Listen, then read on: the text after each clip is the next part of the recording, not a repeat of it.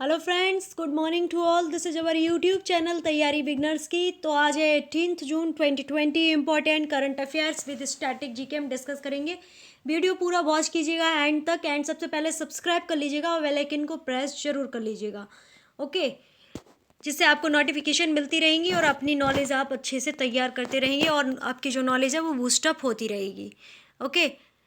तो first question है आज का। वर्ष 2020 के लिए विश्व मरुस्थलीकरण और सूखा दिवस 17 जून को मनाया गया। इसके लिए विषय क्या रहा है? तो विषय रहा है food feed fibre the links between consumptions and land, okay. अगला प्रश्न है INAS उत्कर्ष और अंडमान और निकोबार कमांड के 15वें कमांडर प्रमुख के रूप में कार्यभार संभालने वाले व्यक्ति कौन है?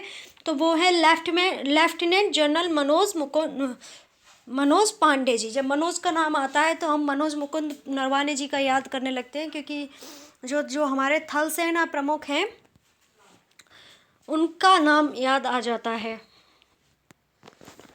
अब अंडमान निकोबार द्वीप की बात हो रही है यहाँ पर, तो इसके बारे में थोड़ी सी जानकारी ले लेते हैं। इसकी जो कैपिटल है वो है पोर्ट ब्लेयर, ओके। यहाँ पर स्थिति अगर पूछ ली जाए तो कैसे है? तो अंडमान निकोबार द्वीप समूह महाद्वीपीय द्वीप हैं जो 6 एवं 14 उत्तरी अक्षांश और 92 से 94 पूर्वी देशांतर में स्थित तथा भारतीय संघ के पूर्वी भाग में बंगाल की खाड़ी में ये बसा हुआ है, ओके। यहाँ जनसंख्या में कुल 36 द्वीप हैं और लेकिन 24 अंडमान में है और 12 निकोबार जिले में है, ओके। राज की पशु है यहाँ का वो है केकड़ा या भक्षी बानर। राज की पशु मेगापॉड है। राज्य दिवस जो है 11 मार्च को मनाया जाता है और लोकसभा की जो सीट है वो ओनली 1 है, ओके। यहाँ की भाषाएं बांग्ला, हिंदी, निकोबारी, तमिल, मलयालम और तेलुगु। यहाँ की प्रमुख जनजातियाँ पूछ ली जाती हैं तो याद रखिएगा ओंगे, जारवा, सेंटिनल तथा उस्मानी जो जनजातियाँ हैं वो आपको अंडमान एंड निकोबार में देखने को मिलेंगी। यहाँ के जो त्यौहार हैं, ओणम जो कि केरल का प्रमुख त्यौहार है, ओणम मनाया जाता है। काली पूजन, पोंगल ये तमिलनाडु का प्रमुख त्यौहार है। ईद, क्रिसमस और संक्रांति यहाँ के प्रमुख त्यौहार हैं, तो ये आपको याद रखना है। पर्यटन केंद्र में सेल्यूलर जेल, राष्ट्रीय स्मारक, एंथ्रोपोलॉजिकल म्यूजियम, शैथम मिल, पीक द्वीप और रॉस आइलैंड, बंदूर, चिड़िया द्वीप और माउंट हैरियट, मिडिल बटन द्वीप और सैडल पीक। ये तो कई बार पूछा गया है। सैडल पीक जो राष्ट्रीय पार्क है वे कहाँ पर है? तो अंडमान निकोबार में। एंड महात्मा गांधी मरीन राष्ट्रीय पार्क जो है वो भी कई बार पूछा गया है। रॉस द्वीप, नील द्वीप और मारीन अजायब घर ये सभी जो है आपको अंडमान निकोबार में देखने को मिलेंगे। वन्यजीव विहार, वन्य प्राणी विहार देखें तो बैरन द्वीप जो कि घड़ियाल का संरक्षण करता है, नारकोंडम द्वीप और नॉर्थ रीफ द्वीप तथा साउथ सेंटिनल द्वीप ये जो है यहाँ पर वन्यजीव विहार है। और प्रमुख शोध संस्थान में पूछे हैं तो डाउन रेंज केंद्र और कार निकोबार क्षेत्र अंतरिक्ष विज्ञान जो है यहाँ पर देखने को मिलेगा, ओके। अब यहाँ पे एक चीज़ और है, यहाँ के जो प्रशासन होता है, प्रशासन लेफ्टिनेंट गवर्नर के द्वारा चलाया जाता है।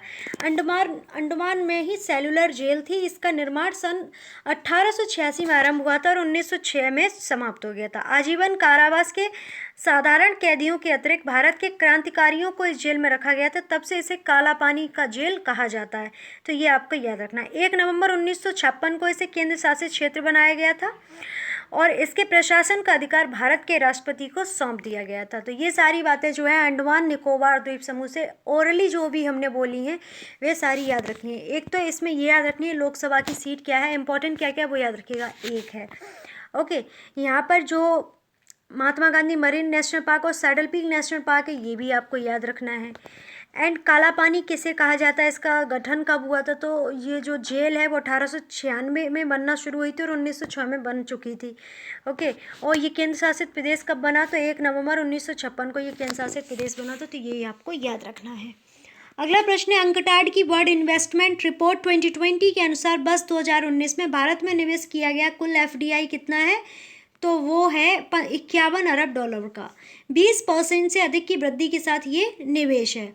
अब अंकटाड की बात करें तो इसकी फुल फॉर्म होती है संयुक्त राष्ट्र व्यापार और विकास सम्मेलन। इसके अध्यक्ष जो है वो है अब्दुल हलीम मोहम्मद, ओके। स्थापना हुई थी 1964 में और मुख्यालय इसका जेनेवा में देखने को मिलेगा। अगला प्रश्न है, वर्ष 2019 में हुए प्रत्यक्ष विदेशी निवेश से संबंधित दुनिया के सबसे बड़े प्राप्तकर्ताओं की सूची में भारत के कौन से स्थान पर या भारत का स्थान कितना है, तो वो है 9वां। अगला प्रश्न है, किस संस्थान ने एक सुविधा शुरू की है जो औपचारिक क्षेत्र के श्रमिकों को भविष्य निधि से संबंधित दावों को तुरंत निकालने में मदद करेगी, तो कर्मचारी भविष्य निधि संगठन के द्वारा इसे शुरू किया गया है। ये क्या करेगी, जो श्रमिकों को भविष्य निधि से संबंधित दावे होंगे उनको तुरंत निकालने में इसको मदद करेगी। अगला प्रश्न है, शिप्री ईयर 2020 प्रतिवेदन के अनुसार 9 प्रमुख देश जो परमाणु रखते हैं वे कौन कौन से हैं, तो वो है चीन। चीन की कैपिटल होती है बीजिंग, यहाँ की करेंसी होती है युआन और रेनमिनबी, और चीन एकमात्र पहला राज्य है जिसने अपनी डिजिटल करेंसी युआन लॉन्च की है। राज्य नहीं मतलब कंट्री है, ये राज्य हम बोल दिए। फ्रांस की कैपिटल होती है पेरिस और फ्रांस की जो करेंसी होती है यूरो। फ्रांस एकमात्र ऐसा राज्य है जिसने जीएसटी का प्रारंभ सबसे पहले किया था 1954 में। ओके, भारत की आपको पता ही है कैपिटल नई दिल्ली है। इजराइल की कैपिटल होती है जेरूसलम और यहाँ की करेंसी होती है न्यू शकेल। उत्तर कोरिया की कैपिटल होती है वॉन और यहाँ नहीं श्योल और यहाँ की करेंसी होती है वॉन। पाकिस्तान की कैपिटल आप सभी को पता ही होगी इस्लामाबाद होती है और यहाँ की करेंसी जो है रुपया है। रूस की कैपिटल हो जाती है मॉस्को, यहाँ की करेंसी होती है रूबेल। अमेरिका और ब्रिटेन तो आपको बताने की ज़रूरत नहीं है, फिर भी आपको बता दें वॉशिंगटन डीसी इसकी कैपिटल हो जाएगी। एंड ब्रिटेन लंदन की कैपिटल है और पाउंड स्टर्लिंग यहाँ की करेंसी है। अमेरिका की कैपिटल वो करेंसी जो है डॉलर होती है। अगला प्रश्न, वह संगठन कौन सा है जो चीन, हांगकांग, एसएआर और ग्वांगडोंग प्रांत, Japan, Philippines, Singapore, Thailand, Vietnam को जोड़ने वाली एक उच्च प्रदर्शन वाली सबमरीन केबल का निर्माण कर रहा है। अब इसमें जो शहर के नाम वो देशों के नाम आए वो देख लेते हैं। जापान की बात हुई है तो करेंसी वो कैपिटल क्या होती है टोक्यो, यहाँ की करेंसी क्या है एन। ओके, शिंजो अबे यहाँ पर प्रेसिडेंट है। फिलीपींस की बात करें तो फिलीपींस की कैपिटल क्या हो जाती है मनीला और यहाँ की करेंसी क्या होती है पैसो। और मनीला हेडक्वार्टर का किसका है, तो एडीबी का, एशियन डेवलपमेंट बैंक का हेडक्वार्टर कहाँ है, मनीला फिलीपींस में। ओके, सिंगापुर की बात करें तो सिंगापुर सिटी यहाँ की कैपिटल हो जाएगी, डॉलर यहाँ की करेंसी हो जाएगी। ओके, थाईलैंड की बात करें तो यहाँ की कैपिटल हो जाएगी बैंकॉक और यहाँ की करेंसी जो हो जाएगी वो हो जाएगी वॉट। वियतनाम की बात करें तो वियतनाम हनोई डोंग, हनोई इसकी कैपिटल हो जाएगी, डोंग यहाँ की जो है करेंसी हो जाएगी। तो जो इन सभी देश को जोड़ने वाली एक उच्च प्रदर्शन वाली सबमरीन केबल का निर्माण कौन कौन सा संगठन कर रहा है, तो एशिया डायरेक्ट केबल कंसोर्टियम जो है ये कार्य कर रहा है। अगला प्रश्न है, वह भारतीय कंपनी कौन सी है जो दुनिया के एकमात्र पूर्ण स्वामित्व वाले उप समुद्री नेटवर्क का स्वामित्व रखती है और संचालन करती है, जो विश्व के 200 से अधिक देशों और क्षेत्रों में फैला है, दुनिया के इंटरनेट मार्गों का लगभग 30% संचालन करती है। तो टाटा कम्युनिकेशंस जो है ये भारतीय कंपनी है जो दुनिया के एकमात्र पूर्ण स्वामित्व वाले उपसमुद्री नेटवर्क का स्वामित्व रखती है और संचालन भी करती है और विश्व के 200 से अधिक देशों में इसका क्षेत्र फैला हुआ है। इंटरनेट मार्गों में लगभग 30% टाटा कम्युनिकेशंस जो है संचालन करती है।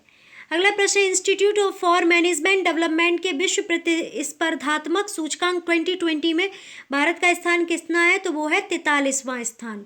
ओके, अगला प्रश्न, विश्व प्रतिस्पर्धात्मकता सूचकांक 2020 में पहला स्थान किस देश का है, तो वो है सिंगापुर का। इसके बाद है डेनमार्क, फिर है स्विट्जरलैंड।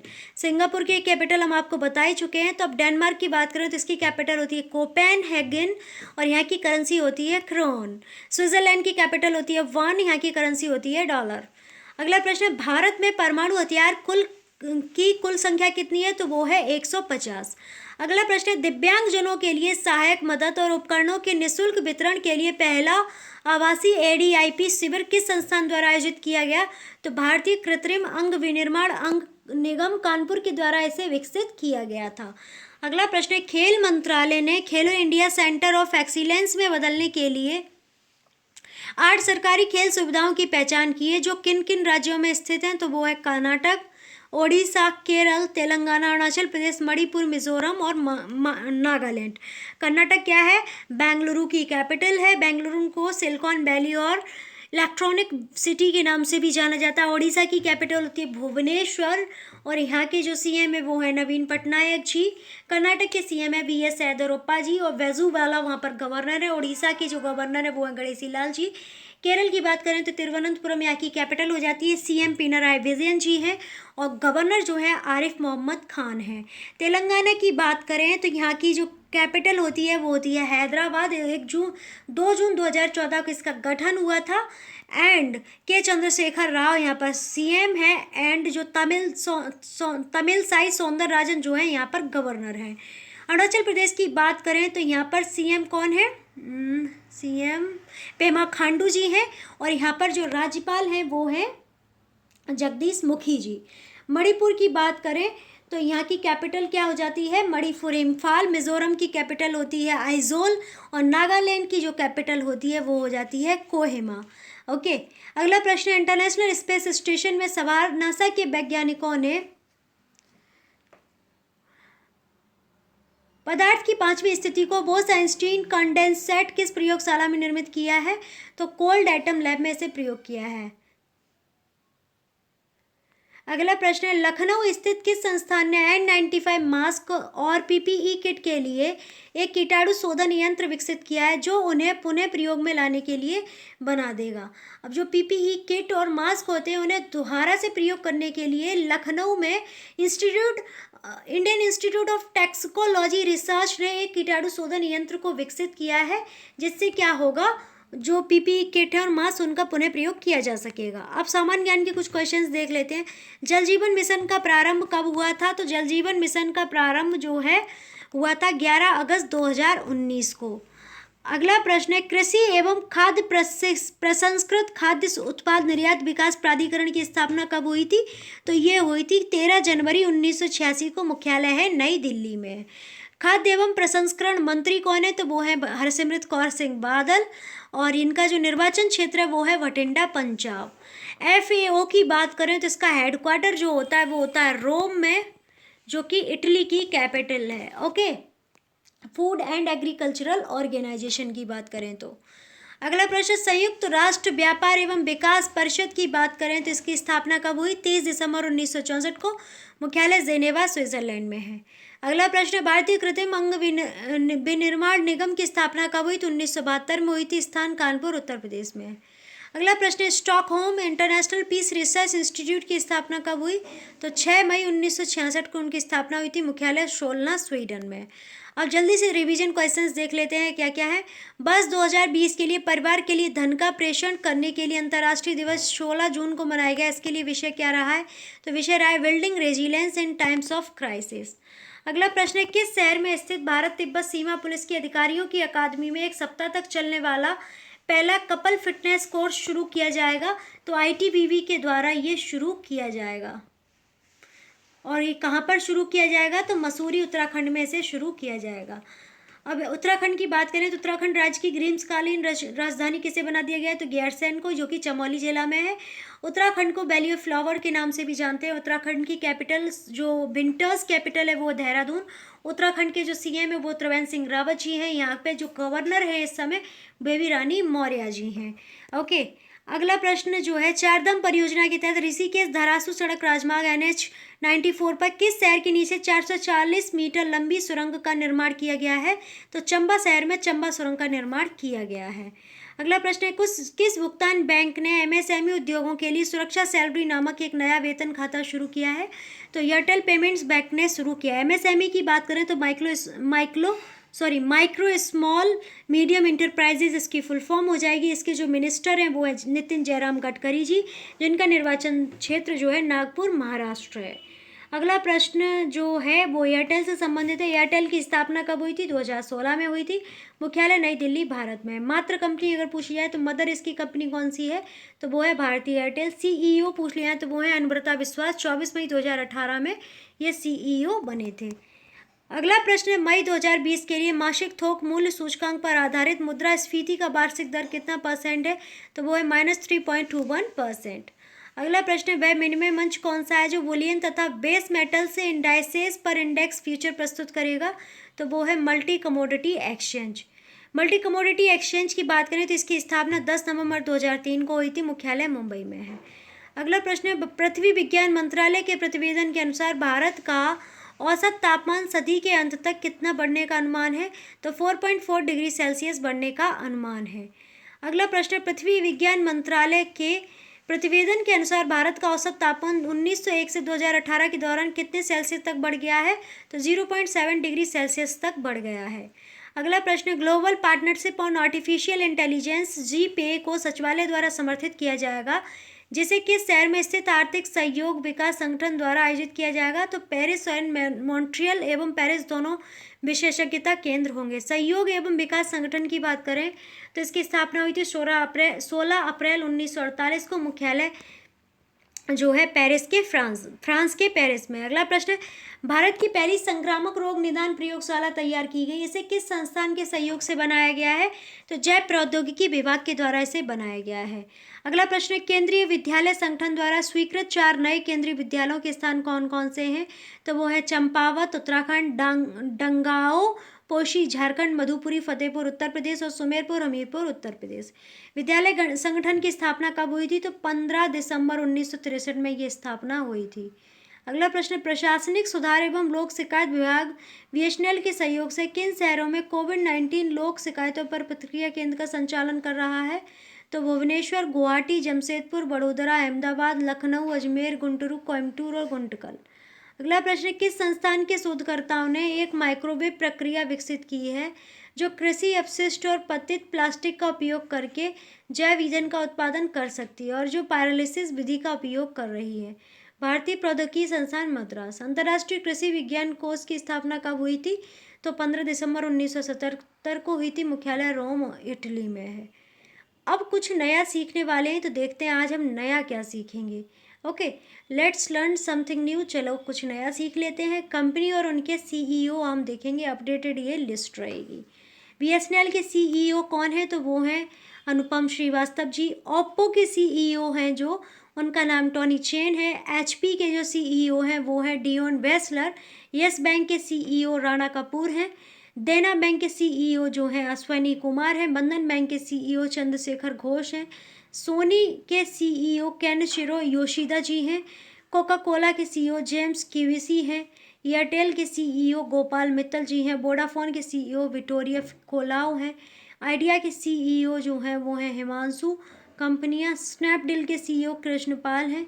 टाटा स्काई के CEO हरित नागपाल जी हैं। टेलीनॉर के CEO शरद मल्होत्रा जी हैं। बजाज इलेक्ट्रॉनिक्स के CEO राजीव बजाज जी हैं। पालमार्ट के CEO डॉग मैकमिलन हैं। ट्विटर के CEO जैक डार्सी हैं। यूट्यूब के CEO सुजैन वेज सिस्की हैं। बिटकॉइन के CEO कौन है? तो वो हैं किरण मजूमदार शॉ जी। फ्लिपकार्ट के CEO जो हैं वो हैं कल्याण कृष्ण मूर्ति जी। नोकिया के जो है CEO वो है राजीव सूरी जी। रिलायंस इंडस्ट्रीज़ के CEO everyone knows Mukesh Ambani ji हैं। इन्फोसिस के CEO सलिल पारेख जी हैं। और डेल के CEO जो है माइकल एस डेल जी हैं। एंड विप्रो के CEO जो हैं वो हैं अवधाली नामूचवाला जी। और फेसबुक के CEO तो आप सभी को पता है मार्क जुकरबर्ग हैं। अब माइक्रोसॉफ्ट के CEO भी सभी को पता होंगे, सत्या नाडेला जी हैं। SBI के अध्यक्ष जो हैं वो रजनीश कुमार जी हैं। ICICI बैंक के जो CEO हैं वो हैं संदीप बख्शी जी। अगले जो PNB के CEO हैं वो है सुनील मेहता जी। एक्सिस बैंक के CEO जो हैं वो शिखा शर्मा जी हैं। टाटा सन्स के CEO N चंद्रशेखरन है। एंड एप्पल के CEO टिम कुक जी हैं। और वीवो के जो CEO हैं वो सेन वेई जी हैं। अमेजॉन के CEO जो हैं जेफ बेजोस जी हैं और ये लॉकडाउन के दौरान सबसे ज़्यादा कमाई करने वाले व्यक्ति भी बने हैं। और अमेजॉन के CEO जेफ बेजोस सबसे अमीर व्यक्ति भी हैं। उबेर के CEO दारा खोसरोसाई जी हैं। मास्टर कार्ड के CEO अजय पाल सिंह बंगा जी हैं। ओला के CEO भविष्य अग्रवाल जी हैं। ओला मनी के CEO नितिन गुप्ता जी हैं। पेटीएम के CEO रेणु सती जी हैं, इन्होंने इस्तीफा दे दिया था। नेटफ्लिक्स के CEO रीड हेस्टिंग्स हैं। तो ये था हमारा आज का current affair with static GK and कुछ नए सीखने के साथ साथ बहुत ही अच्छा वीडियो। अगर आपको अच्छा लगा है फिर भी तो लाइक कर दीजिएगा, सब्सक्राइब कर लीजिएगा चैनल को एंड वीडियो को शेयर ज़्यादा से ज़्यादा ज़रूर कीजिएगा। एंड अपनी जो भी क्वेश्चन हो, कोई भी क्वेरी हो, वो आप कमेंट बॉक्स में मेंशन ज़रूर कीजिएगा और बेल आइकन को प्रेस करके अपनी नोटिफिकेशन बेल जो होती है उसे ज़रूर प्रेस कर लीजिएगा, जिससे आपको जो भी वीडियो अपलोड हो उनकी नोटिफिकेशन समय से मिलती रहे। ओके। एंड वीडियो को शेयर ज़्यादा से ज़्यादा कीजिएगा। आप जो सीख रहे हैं आपके मित्र भी सीखें और सभी का जो है तैयारी बहुत अच्छी हो जाए और सबका एग्ज़ाम क्रैक हो जाए। ओके। घर पर रहिए, स्वस्थ रहिए। लॉकडाउन खुलने के बाद भी अपना बहुत अच्छे से स्वास्थ्य का ख्याल रखिएगा, अपने परिवारजनों का ख्याल रखिएगा, तैयारी करते रहिएगा। हमेशा मन में पॉजिटिव थिंक रखिएगा, मन में जुनून रखिएगा। हासिल कर लेंगे मुकाम अपना, तभी चैन से बैठेंगे। तो do like, subscribe and share. Okay, thank you.